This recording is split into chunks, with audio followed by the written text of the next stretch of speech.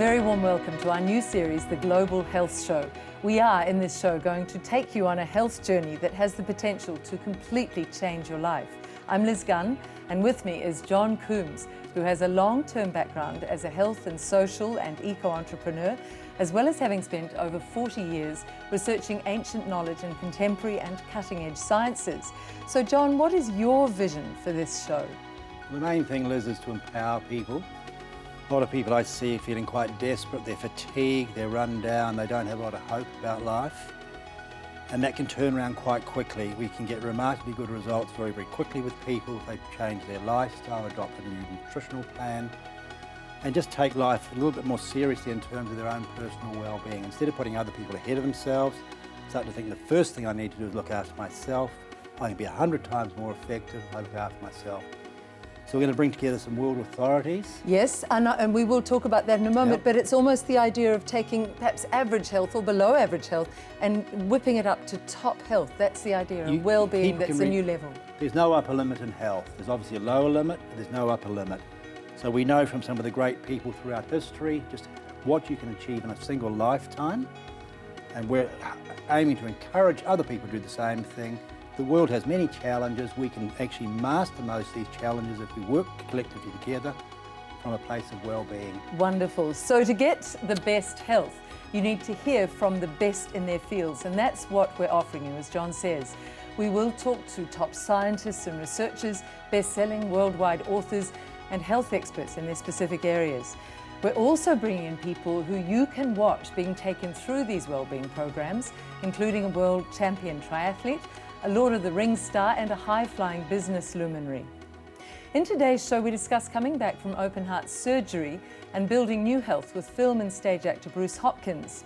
But first today, a man who will be offering his valuable insights in each of our 10 shows. Dr. Bruce Lipton is admired for many aspects of his life, including his pioneering stem cell research in the 1960s, right through to his current role as the global champion of the new frontier science of epigenetics. Bruce Lipton's also widely admired for his courage in stepping away from a safe and lucrative career as a medical professor at Stanford University after he realized that while medical science has its valuable place in the world, managing accident and disease, there is a much wider scope for building up health. Like John, his vision is for building the well-being of each of us before we find ourselves at any risk of falling into sickness. So it's a very warm welcome to Dr. Bruce Lipton. Welcome, it's lovely to talk to you. And your book, Spontaneous Evolution, is very inspiring, Bruce, as I'm sure many have told you. There's a line in it I wanted to start with. You say the process of evolution can be seen as an environment constantly seeking to rebalance itself.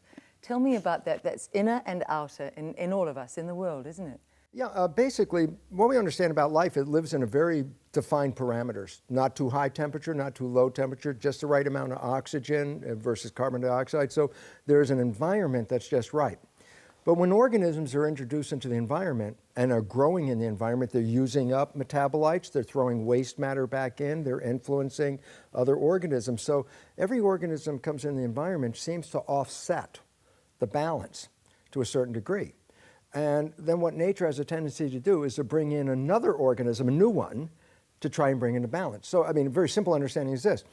Before there were animals, there were only plants.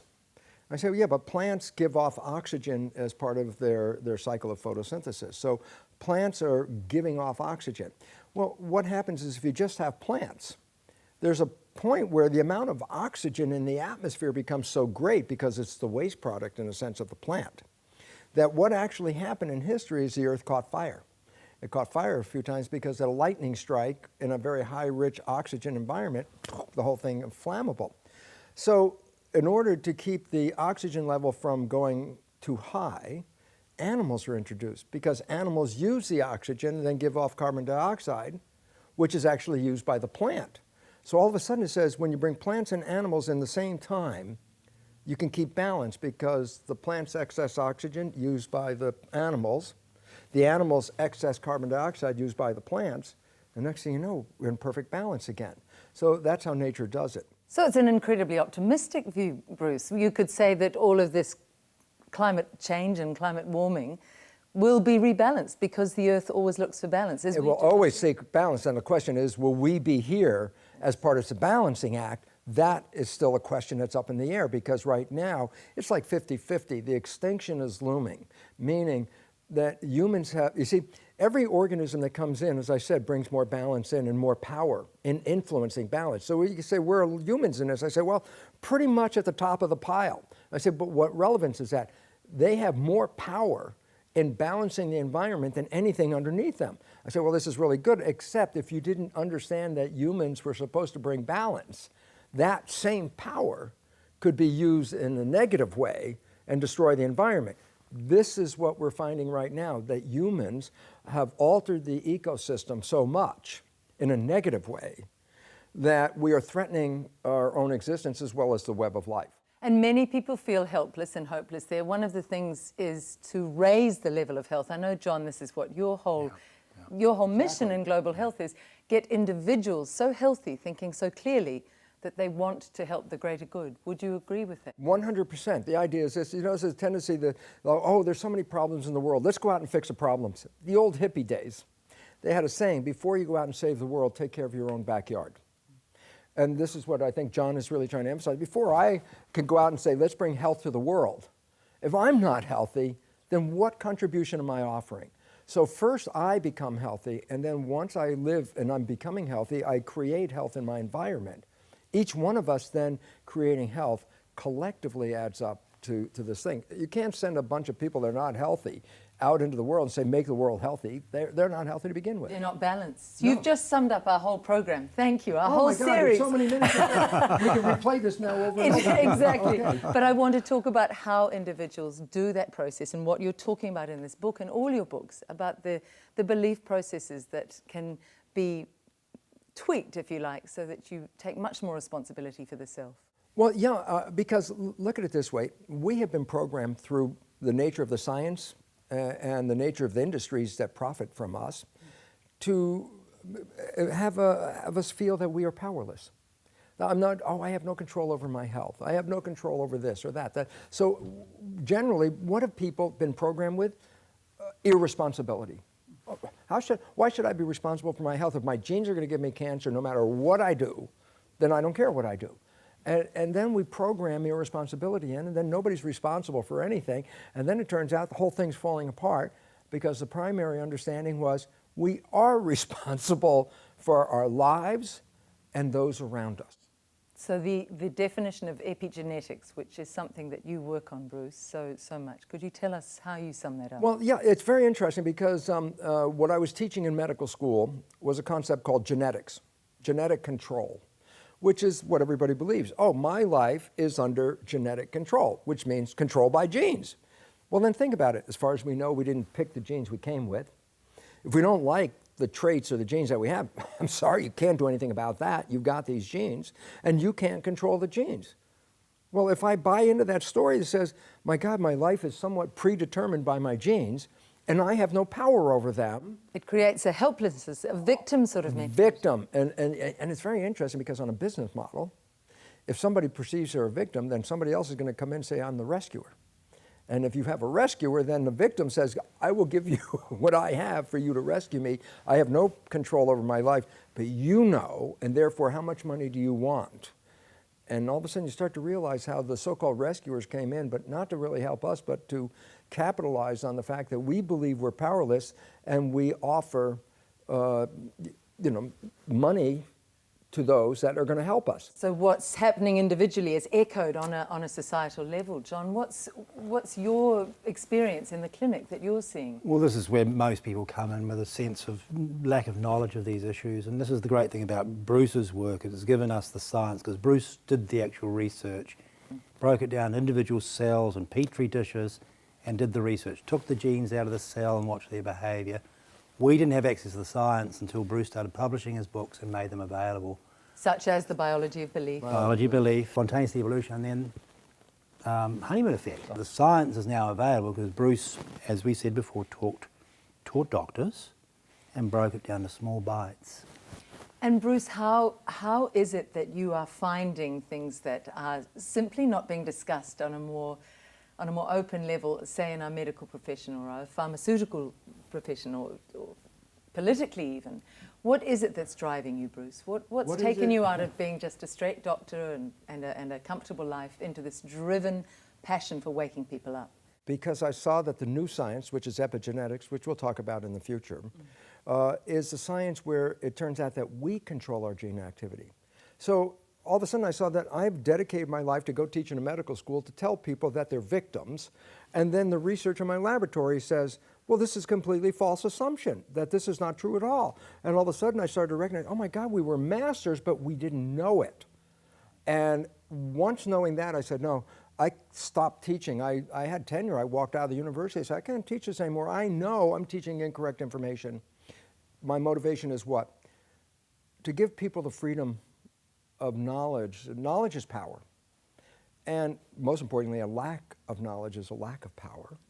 And without knowing about the nature of epigenetics, we have been disempowered to believe that we are victims. And just the awareness of epigenetics allows us to take power back over our lives. And once we do that, the health crisis that we see in our world today will disappear overnight. Thank you so much, Bruce. We're going to explore a lot of those themes in programs to come. Thank you. Thank you very much. Thank you, John. Bruce. Now we talk to actor Bruce Hopkins about his quest to return to optimal health after major surgery. So Bruce, tell me what brought you into Global Health Clinic. I had at the start of the year, end of January, I had a major medical procedure, open heart surgery, to remove an aneurysm that was discovered at the end of last year, totally by chance. My aorta, my ascending aorta had blown out. So I had what became termed a valve-sparing aortic root replacement.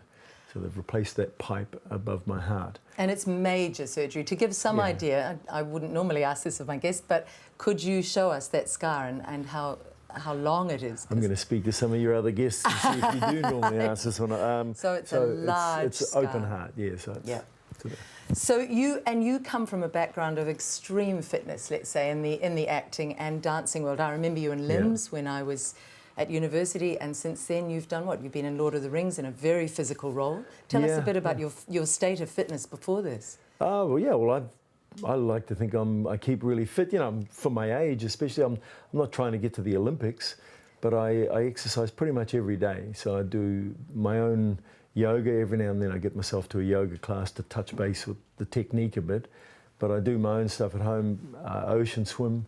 I've done some of the state ocean swim series, etc., and I ocean swim whenever the tides are right where I live, and do steps running. So I try to run like a kilometre of uphill steps 3-4 times a week.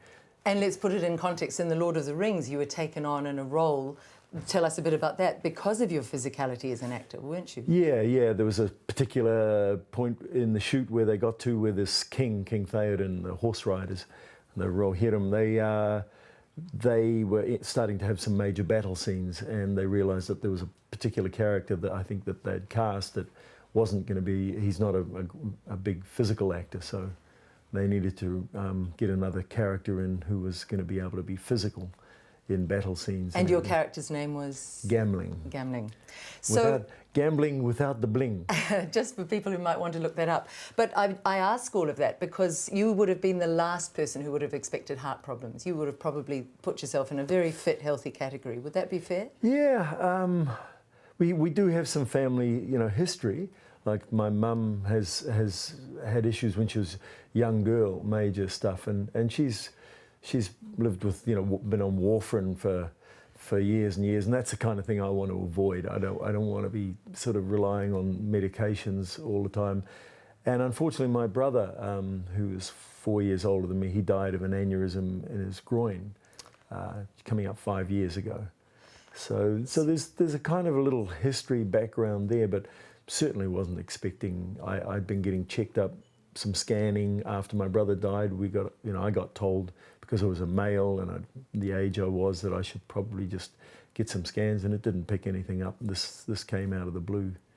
And of course, that's the whole emphasis of this program, getting back to what you said about warfarin. We're trying to help people to maintain or improve health before they get sick. Yeah. So what is it that you've learnt so far? You're really in the early stages of this journey about getting your health to a premium level now. What have you learnt so far coming in here, Bruce?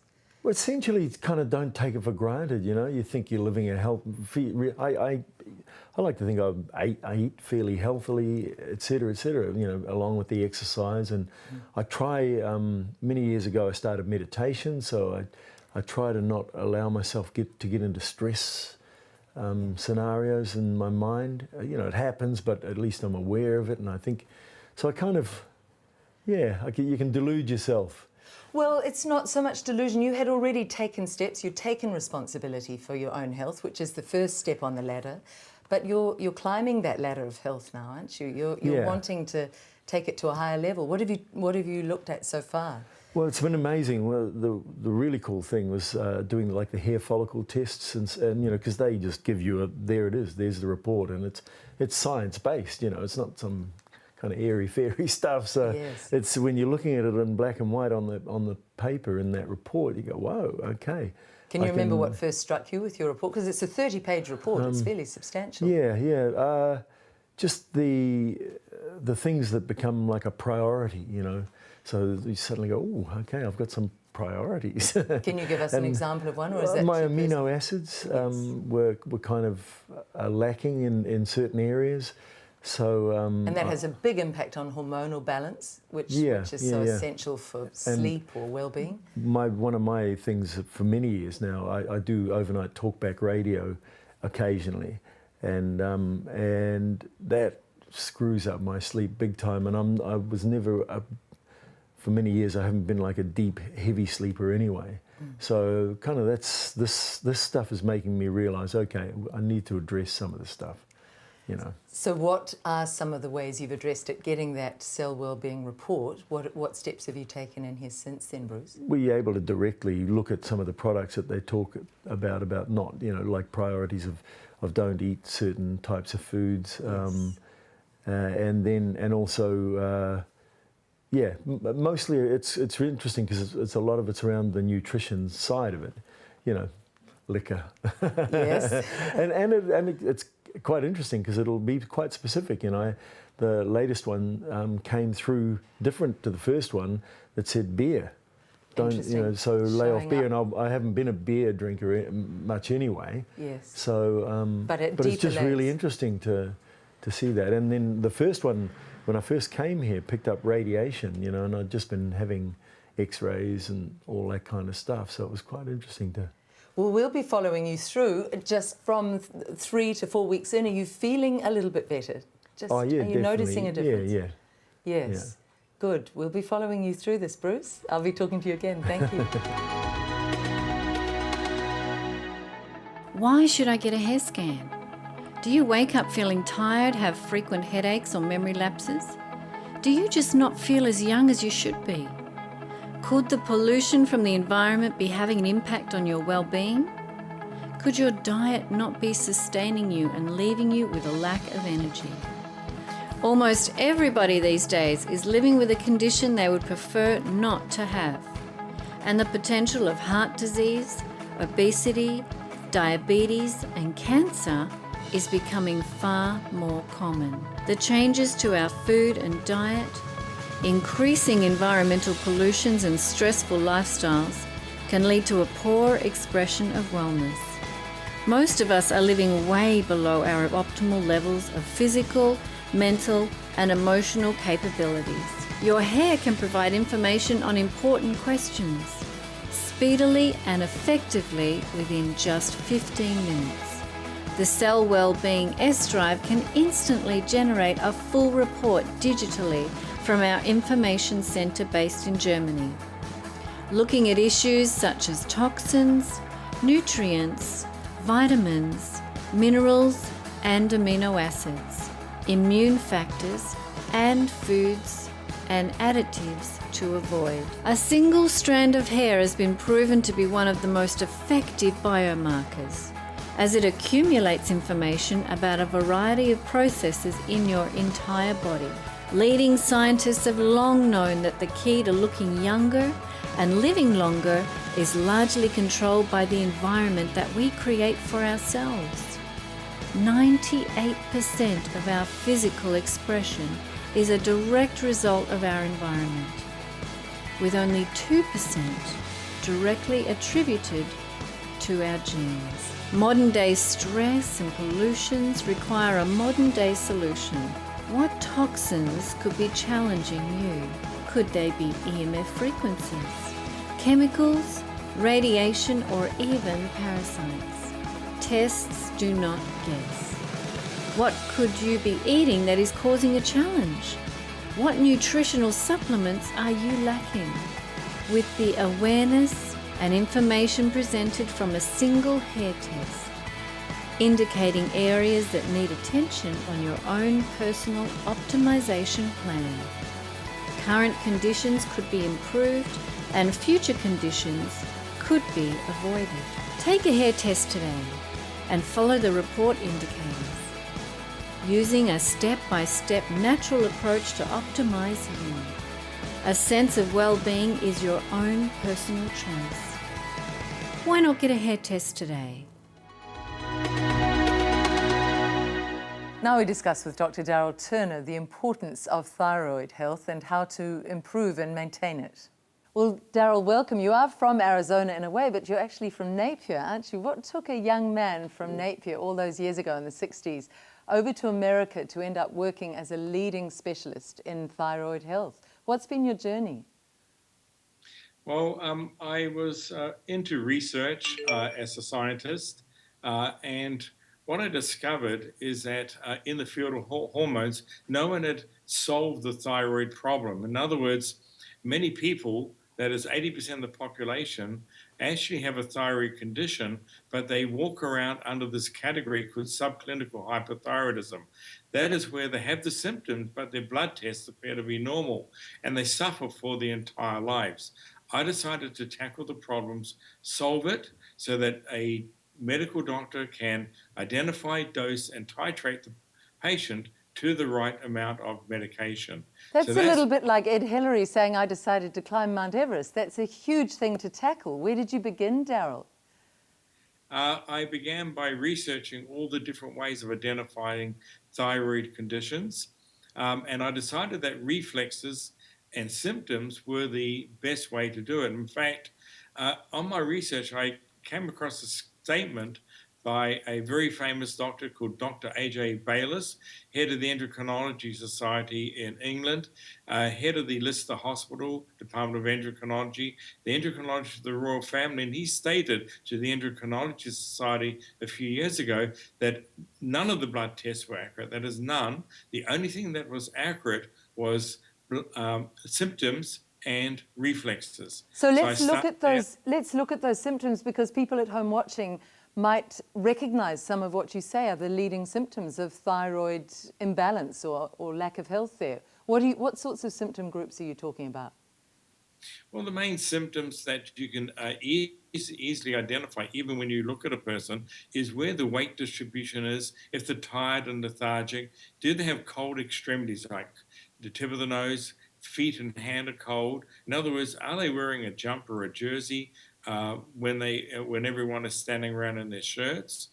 And their general well-being. It affects the quality of their life. What's the weight distribution that you mentioned? Could you elaborate? Weight distribution happens around the middle. It's called the 3 spare tires. And quite often people are quite slim, but they still have these spare tires or even little tires around their middle. So tell me where you took your research then. How did you start to solve all this puzzle of problems with the thyroid? Well, I decided that the neurotransmitters, that's the brain, plays a major part. So I decided to measure the speed of the brain. I decided to measure accurately within, in the field of milliseconds, the speed of the reflexes. And I decided to starting to gather what sort of symptoms people had. And of course, it lowers the resting metabolic rate. That is why you have the weight gain around the middle. So I decided to measure the resting metabolic rate. And what were your results with the patients with whom you were working, with your subjects on whom you were testing these things? Well, I actually did clinical trials on 2,200 people over 3 years, and I collected all the data, and I employed a person who analyzes the data to actually come up with a formula that runs through my computerized system that actually tells you with 98.5% accuracy what's happening with the thyroid and how much dosage you need. So this has been really scientifically tested on a wide group. It's been proven. You're finding good results. What's the uptake been in the medical profession, Daryl? The uptake in the medical profession, let's just talk about United Arab Emirates, for instance. They have decided basically to make this a standard protocol for the entire country because it's a leading cause of diabetes, stroke, heart attack. The list goes on and on and on. The medical health systems, for instance, in the United Arab Emirates, cannot afford the 50% diabetic rate that they have. And they decided to do something about it. I was invited over there by the ruling family. I put all 121 members into treatment with quite incredible and remarkable results. And now this is going to become standard protocol throughout the entire country. So that raises the issue of the treatments for this. Once you identify and you know that there is a problem, what do you do to help this thyroid become much stronger and healthier? Well, I actually have developed the medications and a range of medications to treat the thyroid, because you cannot treat the thyroid by itself. You've got to treat the adrenals, the iodine, the sleep. So you've got to treat all what we call the core hormones. So I developed a core hormone system that actually performs very well. By the way, during my clinical trials, I also developed a treatment for a thing called reverse T3, which is caused by stress. And of course, I'd also discovered how to put Hashimoto's into remission and how to cure it. And I also have the treatment protocol for Graves. These are autoimmune diseases that are associated with hypothyroidism. This is sophisticated stuff for a young man from Napier. I'd like to bring John in here just to talk about what you're seeing in Global Health Clinic as far as thyroid problems in New Zealand. Daryl, with the Thyroflex test that we've done, pretty much everybody's been underactive or hypothyroid. Does that correlate with the figures that you're dealing with? Yes, yeah. In fact, the Broda Barnes and Terry Herdog, the number 1 and number 2 thyroid experts in the world, estimated in their book that it was about 80%. Yeah. We have found that it is about 80% in random trials, random testing, and in clinics like yours. Thank you, Daryl. That's wonderful to get those links of the symptoms of thyroid, the heart issue that is a problem for many people in New Zealand. And I think we'll be following you through in future programs. Dr. Daryl Turner, thank you for your time today. Thank you, Daryl. Nice to see you again. And so we come to the end of our first Global Health show in this series, listening to Dr. Bruce Lipton explaining the need for self-responsibility, that we are responsible for our lives, that we're not victims to our genes, that we no longer need to cede our own power to others, was for me very inspiring, and I hope for you also. On our next show, we talk about the role of the heart with Bruce, and then the importance of adrenal health with Dr. James Wilson, who's authored a pioneering book on adrenal fatigue. We also talk to Vivian Berry, who explains the crucial need to integrate our heart with our brain and our gut to manage stress and to achieve optimal health. And on that note, I wish you all optimal health. I'm Liz Gunn.